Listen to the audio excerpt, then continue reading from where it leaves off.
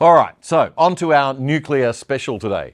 Even I was totally blown away by the sheer terror in the eyes of the Aussie left and the renewables energy investors and lobbyists and PR people as they reacted to the radical proposal that, hey, gee, nuclear power might be a good, clean energy option.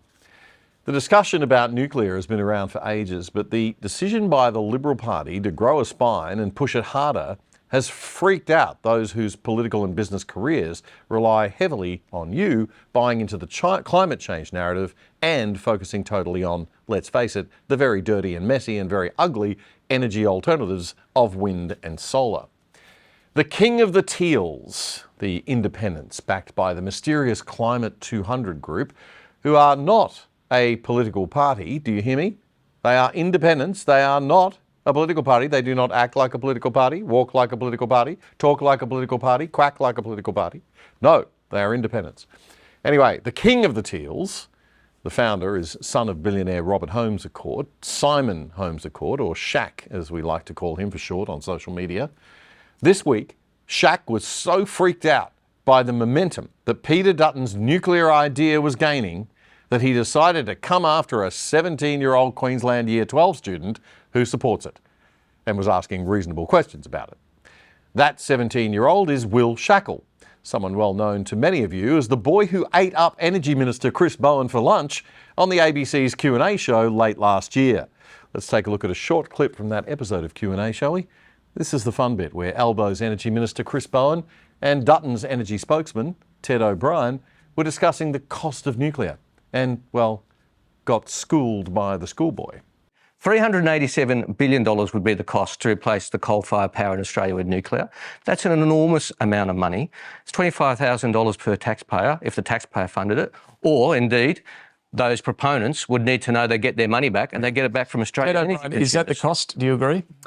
Well, no, I don't, David, and I think the last time Minister Bowen released some economic modelling on Australia's energy system, it was to predict a $275 reduction in household power bills. Well, and we know where that went. If that cost on nuclear power is wrong, what is the cost?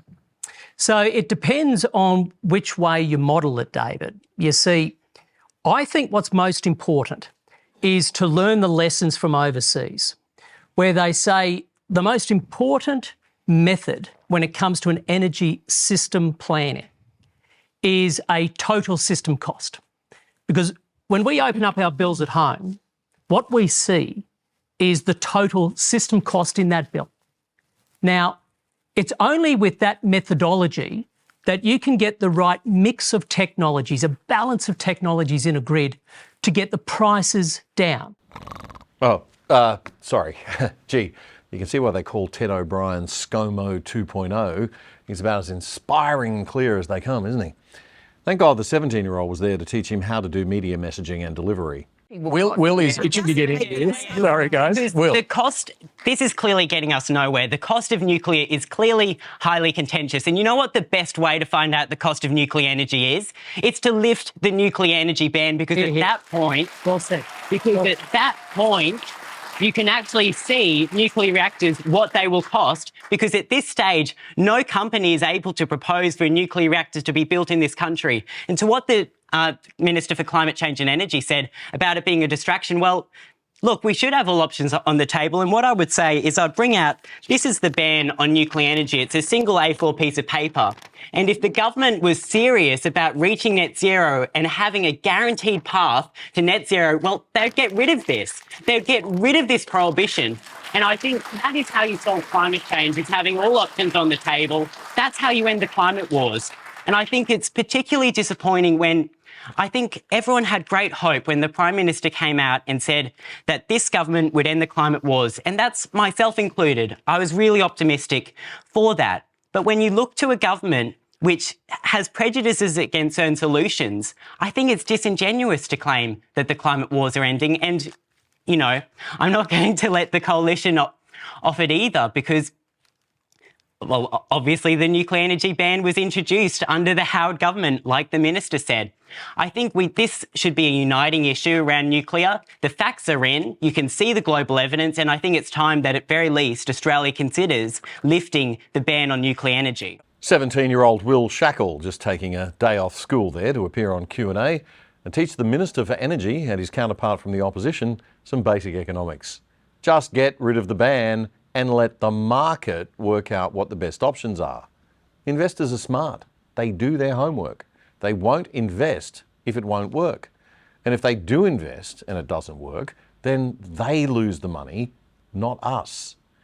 Government meddling in markets is a nightmare. All we need to do is let the free market work its magic and just lift the ban.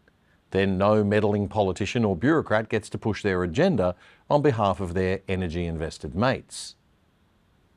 I really wish more people in Australia actually understood basic economics and how the free market actually works and why the free market works. A great way to fill in the gaps in our education left by our failing school system, like I had to, is to pick up any book by the American economics legend Thomas Sowell, S-O-W-E-L-L, Thomas Sowell, especially the one called Basic Economics. It's just one moronic debate after another every week in Australia because we're a nation of people who think the government has to control everything and fix everything. No, the government usually stuffs things up. We need small, light touch government to regulate things when the market fails or to prevent monopolies, one of the main failings of capitalism, which otherwise is an exceptionally good and fair economic system that creates massive collective wealth for people to share. But no, the government likes to meddle. And they tend to meddle because, to protect some mates who've got some investments in some other kind of technology perhaps, or protect some union mates perhaps, or give unfair advantage, dare we say it, to some. But of course, that's not happening in Australia, and I'd get sued if I said it was. So let me be very clear that I am not saying that. But that's the theory anyway. Everyone in the wind and solar industry is totally nice. They are not like those evil fossil fuel people. I don't believe those conspiracy theories that Google and YouTube are suppressing right-wing content. I think they're fair to everybody. Let's prove that right. Get onto that subscription button down there and press it, get the bell pressed, watch the full episodes here. Have a look at pressing that button too. I mean, there's so many buttons to press to subscribe. Just subscribe.